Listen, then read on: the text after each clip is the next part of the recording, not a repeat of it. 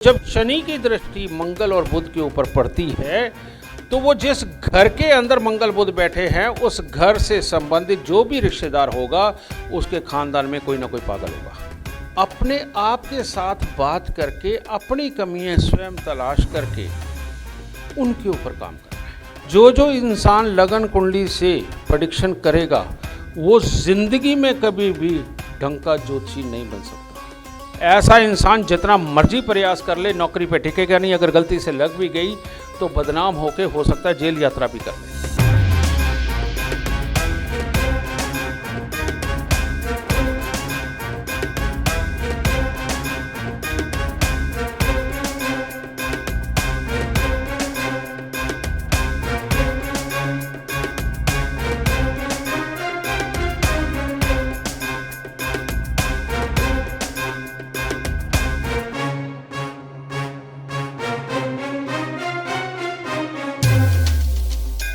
जय माता की। अच्छा सम्मेलन, बहुत अच्छा सम्मेलन। गीतांजलि की ये अच्छी कोशिश। और जो सबसे बड़ी बात है इस सम्मेलन में मुझे खास ये लगता है कि ये टैरो कार्ड वालों को ज्योतिषी और ज्योतिषियों को टैरो कार्ड रीडर बना के छोड़ेंगी। तो ये प्रयास के लिए उन्हें बहुत बधाई। राजीव शर्मा मेरा भाई और अक्षय, इन दोनों का प्यार मुझे सच में यहाँ तक खींच लाता है। बड़े अजीब से सीन में मैं चल रहा हूँ। कभी वो टाइम था जैसे अब बच्चे बात करते हैं कि फलाना ग्रह वहाँ, फलाना ग्रह वहाँ, उसकी महादशा, उसकी अंतर्दशा,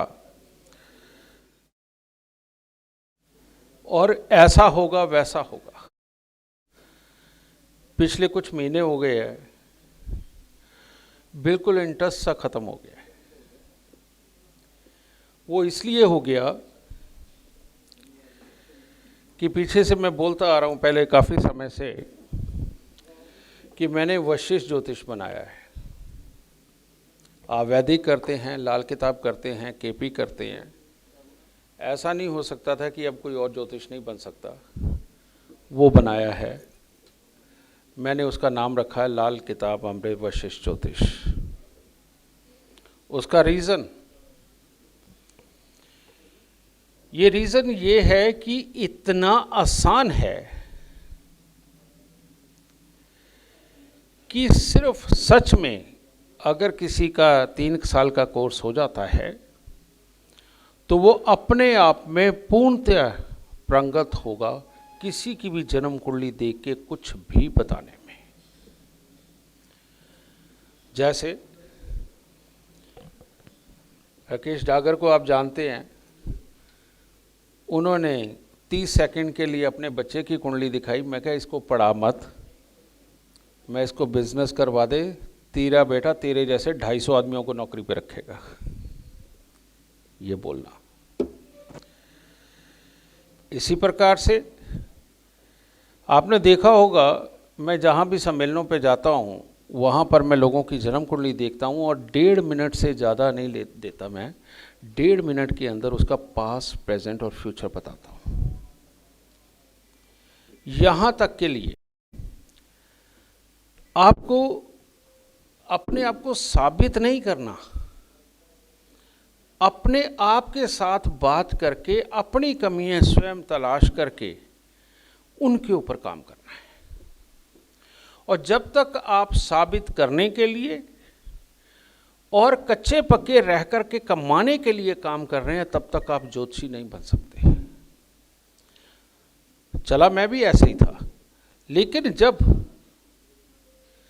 मैं देखता था कि मेरी प्रेडिक्शन में एक कमी निकल आई तो मैं कई रातें और कई सवेरे उसके ऊपर लगा दिया करता था। और जब तक मुझे वो चीज़ समझ ना आ जाए तब तक मैं पीछा नहीं छोड़ा करता था। कई केस तो ऐसे हुए कि मैंने 3-3 साल तक भी लगाए उनके ऊपर कि क्या हो सकता है। इस तरह से बेटा सीखना ही पड़ता है। रिसर्च कोई कर नहीं रहा था और ये रिसर्च करते करते आज ऐसे हालात तक आके खड़ा हो गया हूँ कि अब मेरे लिए जन्म कुंडली कुछ भी नहीं है, सिर्फ 1.5 मिनट का खेल है।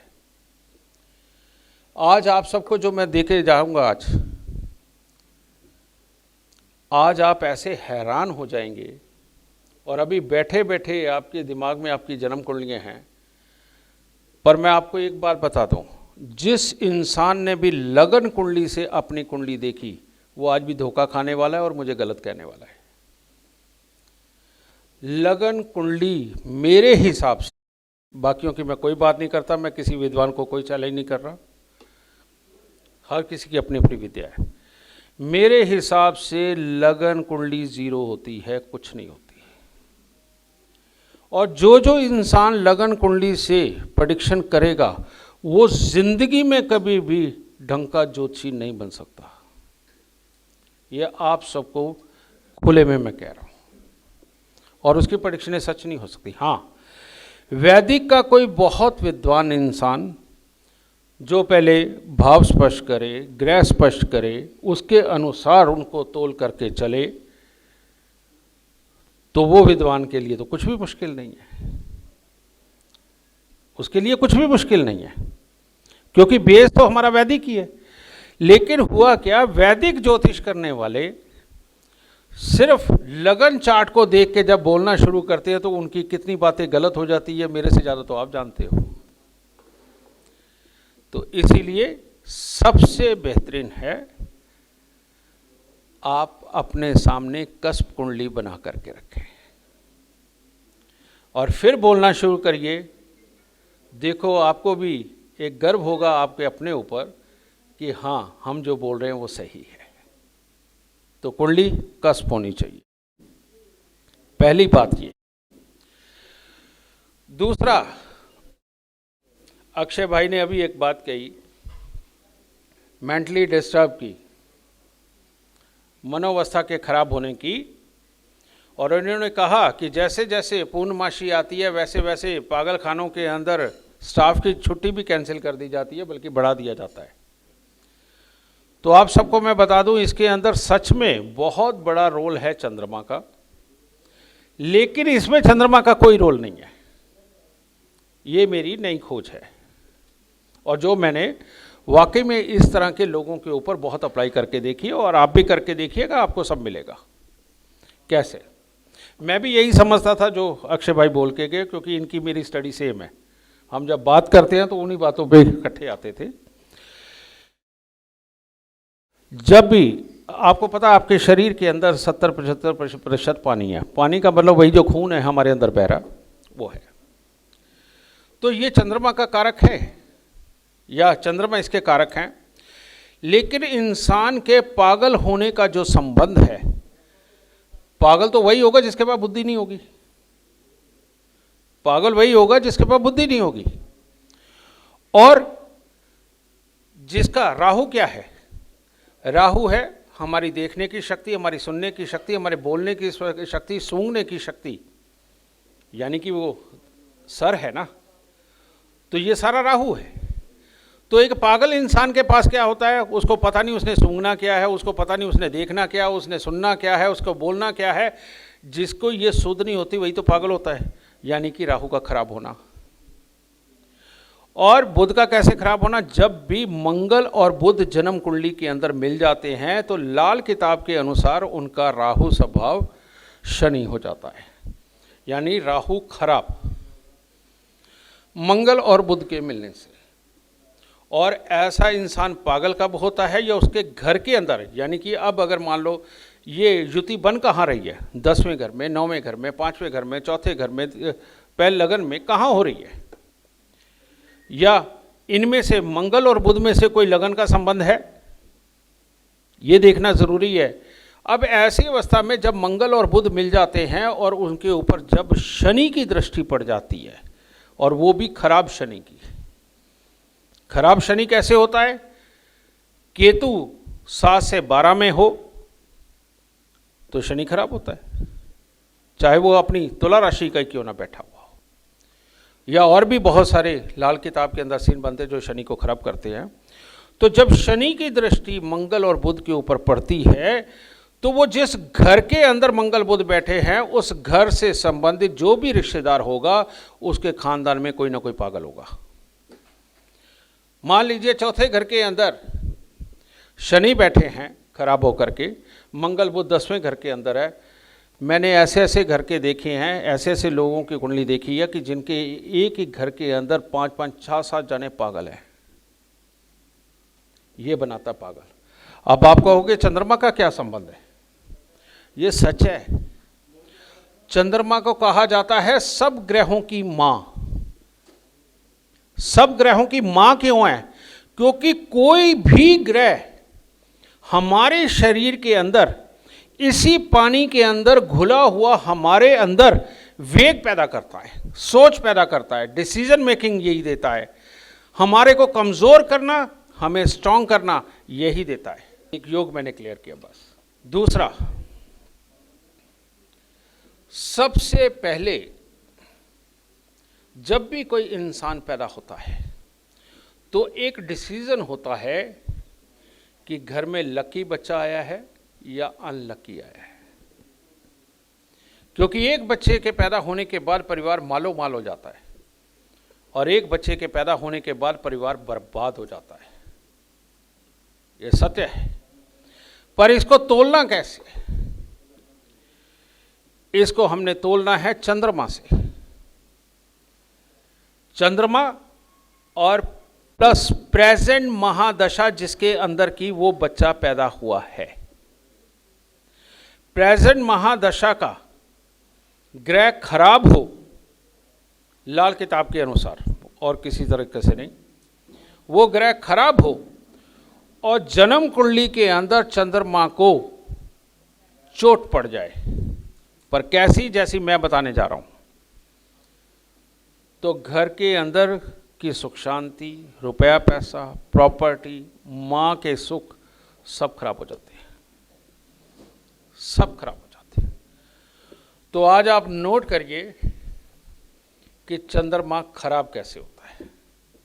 मैं आपको 12 के 12 घरों में बताने जा रहा हूं और कस्प कुंडली के अनुसार इसको देख करके अपना अपना तय करिए कि क्या आपके साथ वैसे भी हुआ, अगर खराब है तो। लगन के अंदर यानी कि जन्म कुंडली के पहले घर के अंदर चंद्रमा बैठा हुआ हो, उसी वक्त में 11वें और तीसरे घर के अंदर कोई भी ग्रह बैठे हुए हों, वो इंसान की मां, प्रॉपर्टी, पैसा और स्वयं वो जिंदगी में कभी सुख नहीं पा सकता। चाहे ये वृषभ राशि का हो, कर्क का हो, किसी भी राशि का हो, राशि का कोई संबंध नहीं इससे। दूसरे घर के अंदर चंद्रमा बैठा हुआ हो और चौथे घर के अंदर कोई भी ग्रह बैठे हुए हों, ऐसे इंसान की मां को दुख मिलेंगे और उसको स्वयं को कमाने के लिए बहुत देर तक स्ट्रगल करनी पड़ेगी। बच्चों के सुख के लिए आगे दिक्कत होगी नहीं? और यहाँ तक भी देखा जाता है कि पिता नकारा हो जाते हैं और माँ को बहुत तकलीफें भोगनी पड़ती हैं। इसमें ये भी योग आप लगा लीजिए कि वृषभ राशि का चंद्रमा दूसरे घर में बैठा हो और कर्क राशि का बृहस्पति चौथे घर में बैठा हो और वृषभ राशि का चंद्रमा दूसरे घर में हो, आप उस क्लाइंट को सामने बैठा के पूछ लीजिए, आपको ये प्रेडिक्शन 100% सच मिलेगी। तीसरे घर में चंद्रमा बैठा हुआ हो और लगन के अंदर कोई भी ग्रह बैठा दीजिए, इंसान का अपना स्वास्थ्य, उसकी अपनी लिखाई पढ़ाई, उसके अपनी की हुई मेहनत से जो पूरे फल मिलने चाहिए कभी नहीं मिलेंगे। चौथे घर के अंदर चंद्रमा हो और दूसरे घर में और छठे घर में कोई ग्रह आ जाए, ऐसा इंसान जिंदगी के अंदर ये वक्त तक भी आ जाएगा कि उसको भीख मांग के खाना पड़े, लोगों से मदद लेनी पड़े। इतना खराब है चौथे घर के अंदर अकेला बैठा हुआ चंद्रमा भी या किसी के साथ भी। और पांचवें घर के अंदर चंद्रमा हो और सातवें घर के अंदर एक या एक से ज़्यादा ग्रह आ जाए, ये अपने दिमाग को खराब करता है, जुबान को कड़वा करता है, पिता की प्रॉपर्टी, पैसे का सत्यानाश कर देता है। छठे घर के अंदर चंद्रमा हो और चौथे घर के अंदर ग्रह हो, ऐसा इंसान जितना मर्जी प्रयास कर ले नौकरी पे टिकेगा नहीं। अगर गलती से लग भी गई तो बदनाम होके हो सकता है जेल यात्रा भी कर ले, लेकिन सुख नहीं पा सकता। और इसीलिए छठे चंद्रमा के बहुत सारे लोग रिश्वत कांड में पकड़े जाते हैं, जिनके बेड में से सैकड़ों करोड़ रुपया भी निकलते, लेकिन बाद में दवन्नी के लिए तरस जाते हैं। सातवें घर के अंदर चंद्रमा हो, पांचवें और सातवें घर के अंदर ग्रह बैठे हुए हो, ऐसा इंसान मैरिड लाइफ में कभी सुखी रह जाए और माँ को सुख दे जाए, ऐसा हो ही नहीं सकता। हो सकता अपना चाल चलन का सत्यानाश करके अपनी जिंदगी का स्वयं सत्यानाश कर ले। 8वें घर का चंद्रमा हो, आप कहते हैं ना कि नीच नीच नीच, आज असली नीच बताता हूं आपको क्या होता है चंद्रमा। 8वें घर के अंदर चंद्रमा हो और 10वें घर के अंदर ग्रह हो, आप उस बच्चे को पढ़ा के दिखा दो, मान जाऊंगा। यही वो बच्चे हैं जो रात को दारू पीने के लिए अपने दोस्तों के साथ निकलते हैं और उनकी गाड़ी फ्लाईओवर से नीचे मिलती है। यही वो बच्चे हैं जिनका चंद्रमा 8वें घर में होता है, 10वें घर में कोई भी ग्रह होते हैं। और यही वो बच्चे हैं जो रोड के ऊपर किसी के भी साथ में लड़ते हैं और चाकू छुरी निकाल लेते हैं और अपने लिए खराब हालात पैदा कर देते हैं। ये चंद्रमा 8, 10वें घर में कोई भी ग्रह। 9वें घर के अंदर चंद्रमा, 9वें घर के अंदर चंद्रमा हो और 7वें घर में उसी वक्त में कोई ग्रह हो, बच्चे की माँ दुख पाती है, पिता की प्रॉपर्टी पैसा दुख पाता है, माँ बाप के इकट्ठे रहने के सीन खत्म हो जाते हैं। ऐसी ऐसी हालातें होती हैं जो याद करोगे। और बुढ़ापे के अंदर माँ को अल्जाइमर की दिक्कत होती है, भूलने की, और घुटने कमर पाँव की या स्वभाव की दिक्कतें हो जाती हैं। 9वें घर का चंद्रमा, 7वें घर में कोई भी ग्रह। 10वें घर के अंदर चंद्रमा हो, 12वें और 8वें घर में कोई भी ग्रह बैठ जाएं, ऐसा इंसान ना पढ़ सकता है, ना काम कर सकता है, ना कहीं टिक सकता है। और ज़िंदगी में ऐसी अप डाउन कि अगर छुरा लेकर के 10 जनों का गला काट के 100 करोड़ का सोना भी लूट के आ जाए तो फिर भी कंगाल रहेगा, कुछ नहीं कर सकता। और 11वें घर का चंद्रमा तो वैसे ही शून्य होता है। लाल किताब के अनुसार दूध होगा लेकिन मक्खन नहीं होगा, तो वो पहले ही शून्य होता है। लेकिन ऐसी अवस्था के अंदर अगर लगन के अंदर भी ग्रह हो और 11वें घर के अंदर चंद्रमा हो तो इंसान का बहुत ही बुरा हाल होता है। वो किसी भी, ना तो प्रोफेशनल लाइफ पे सेट हो सकता है, ना किसी बिजनेस पे सेट हो सकता है। और 12वें घर का चंद्रमा हो तो 10वें घर के अंदर कोई भी ग्रह अगर हुए तो हर खुशी के बाद गम, बाप की प्रॉपर्टी, ससुराल की प्रॉपर्टी या अपनी प्रॉपर्टी सब तबाह करके नरम दिल होकर के साधु महात्माओं के पीछे घूमता फिरेगा, दुनिया की भलाई के कामों के सोच सोच के अपना सत्यानाश कर लेगा। ये योग है। और ये तो आपको बता दिए सारे खराब, लेकिन ये जितने मैंने घर बताए हैं, किसी भी घर में चंद्रमा होने पर, जो मैंने आगे पीछे के घर बताए हैं कि जिनमें ग्रह हो, अगर चंद्रमा यहां हो किसी भी घर में और ये मेरे वाले बनाए हुए टकराव वाले योग ना हो, तो उस इंसान को आप एक बहुत ही खुशहाल इंसान बोल सकते हैं। ये बोल सकते हैं कि इसकी माँ कभी दुख नहीं पाएगी, जब भी प्रॉपर्टी बनाएगा वो बनती जाएगी और पढ़ लिख करके ये एक काबिल इंसान बनेगा, चाहे बिजनेस करे चाहे नौकरी करे, ऐसा इंसान कभी दुख नहीं पाएगा। अभी मैंने एक और सज्जन की कुंडली देखी,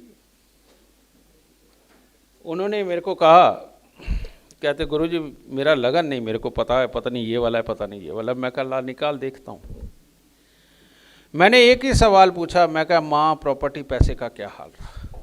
जवाब तो कोई नहीं दिया। मैंने कहा मैं खराब रहा, बर्बाद रहा। हाँ वो हुआ। अब वहाँ है क्या? उन्होंने एक शब्द बोला कि मेरी ये फलानी ग्रह की केतु की दशा में मैंने बहुत कुछ पाया, लेकिन जब से शुक्र की महादशा लगी तब से मामला खराब हो गया। तो क्या है, 9वें घर के अंदर चंद्रमा और 7वें घर के अंदर शुक्र बैठे हुए हैं। शुक्र की महादशा लगी, चंद्रमा उड़ गया। चाहे माँ हो, रुपया हो, प्रॉपर्टी हो, पैसा हो, घर की मन की सुख शांति उड़ गया। तो ऐसी अवस्था में ये दूसरा एग्जाम्पल एक और आपके आया कि जहां चंद्रमा बैठा हुआ हो और जहां पर मैं ग्रह मना कर रहा हूं कि वहां पर हो दूसरे उसको चोट मारने वाले, उसकी महादशा आएगी तो चंद्रमा उड़ जाएगा। और चंद्रमा की महादशा आई तो वो जो पहले टक्कर मार रहा है वो उड़ जाएगा। एग्जाम्पल के लिए एक और खेल कर देते हैं। चंद्रमा 9वें में बैठा हुआ हो, सातवें में सूर्य बुध बैठे हुए हों, तो ऐसी अवस्था के अंदर मान लीजिए चंद्रमा की महादशा आ गई और आदमी किसी सरकारी नौकरी पे है, वो सरकारी नौकरी पे रह नहीं सकता, चाहे कोई इल्ज़ाम लगे वो वहाँ से हटेगा। बुध की महादशा आ जाए, माफ करना, चंद्रमा की महादशा यहाँ आई, बुध यानी कि आदमी का व्यापार उस वक्त बच नहीं सकता, क्योंकि इसे चोट वाले हालात कहे जाते हैं। और आज अगर आप सबने इतनी सी ही बात को समझ लिया और इसके अनुसार, वैसे अगर एक दो आदमी ये बताना चाहे कि उनकी कुंडली के अंदर कुछ ऐसा है तो वो अभी भी बता सकते हैं, कोई चोट का डिस्कशन नहीं करना चाहता। ठीक है बेटा, तो आज ये हुआ। रही बात, ये तो बहुत मेरे हिसाब से बड़ी मामूली सी बात है कुंडली देखने के लिए। आप YouTube पे, Facebook पे और Zoom के ऊपर बहुत सारे यहाँ बच्चे बैठे हैं जो रोज़ हर बुधवार को हमारी क्लास ज्वाइन करते हैं, और कोई चार्ज नहीं है, सब कुछ फ्री में है, 1 रुपये का कोई चार्ज नहीं। और हर बुधवार को शाम को 5:30 से 7 बजे तक मैं पढ़ाता हूँ। 40 क्लास हो चुकी हैं। अगर आपको सच में वशिष्ठ ज्योतिष सीखना है, जिसके लिए आपको एक चवन्नी भी नहीं देनी, तो बेटा पहले वो 40 क्लास उतारिए और Zoom के ऊपर हर बुधवार को आप शाम को 5:30 बजे से 7 बजे के बीच में मेरे से लाइव क्लास ले सकते हैं, जिसमें सवाल जवाब भी होते हैं। उसके अंदर आपको सुनने को मिलेगा लाल किताब का गूढ़ रहस्य। और ये जितने आप योगों की बात करते हैं ना, कि गुरु चंडाल योग या गज केसरी योग या लक्ष्मी नारायण योग या बुध आदित्य योग, आपको पता चलेगा कि अच्छे से अच्छा योग किस तरह से इंसान का सत्यानाश करता है और बुरे से बुरा योग किस तरह से इंसान को मालो माल करता है। और उसमें ये नहीं बात बचेगी कि कई कुंडलियों में तो ये मिलता है, कई कुंडलियों में ये मिलता है, ये कुछ नहीं बचेगा। जो कुछ है 100% ताल ठोक के बोलोगे कि तेरे साथ ऐसा होगा। तो बेटा यही कारण है कि जो मैं कह रहा हूँ कि मेरे को तो मेरी दौड़ ख़त्म सी लग रही है। मुझे तो अभी ये समझ नहीं आ रहा और आगे मैं खोजूं क्या। एक इंसान की ज़िंदगी खोजनी थी, वो तो मैंने हर तरह से खोज ली। और लोग परेशान ये है कि लाखों रुपए, हज़ारों रुपए मुझे देख के बाद में 10 मिनट बाद वो सोच रहे होते हैं गुरुजी से और पूछे क्या, पैसे इतने दिए क्यों। ऐसा ज्योतिष सीखो। और जबकि मैं स्वयं सिखा रहा हूँ, और मैं ये गलती पुराने अपने बुजुर्गों की तरह नहीं करूँगा कि सिर्फ अपनी किसी नालायक औलाद को दे दूँ और दुनिया के अंदर काबिल स्टूडेंट्स को ना दूँ। मैं सबको दिल खोल के बांट रहा हूँ, लेने वाला होना चाहिए। और आप सबको ये सीखना चाहिए अगर ज्योतिष में जिज्ञासा है तो ये चीज़। इसके बाद वास्तु की भी थोड़ी सी बात कर लेते हैं। मैं किसी को नहीं दोष दे रहा, क्योंकि मैं भी पहले वही वास्तु किया करता था जो आप सब लोग करते हैं, लेकिन अब नहीं करता। अब क्यों नहीं करता? क्योंकि समझ आ चुका है कि यूनिवर्सल वास्तु होता ही नहीं। अगर इंसान की शक्ल एक नहीं है, अकल एक नहीं है, उसकी कमाई एक नहीं है, उसके भाई बहन का सुख उसके पास एक जैसा नहीं है, उसको जीवन साथी का सुख एक जैसा नहीं है, तो यूनिवर्सल वास्तु कैसे हो सकता है? इम्पॉसिबल है।